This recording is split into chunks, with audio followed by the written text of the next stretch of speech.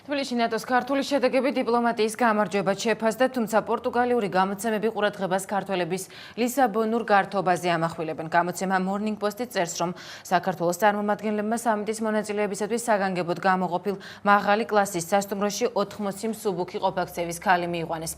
გაზეთის ცნობით, ქართველებმა ისინი დაიქირავეს, თუმცა გართობისათვის პასუხისგება მოგვიანებით მოუხდათ. Morning Post-ის ცნობით, სასტუმროში ფრანგი დელეგატებიც იმყოფებოდნენ. ქართველების ხმაურმა კითხვით ნიკოლა სარკოზი შეაწუხა.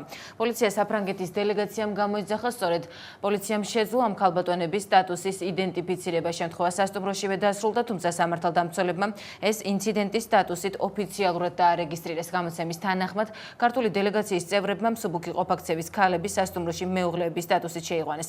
ლისაბონის ინციდენტთან დაკავშირებით საგარეო საქმეთა სამინისტრო ინფორმაციას არფლობს.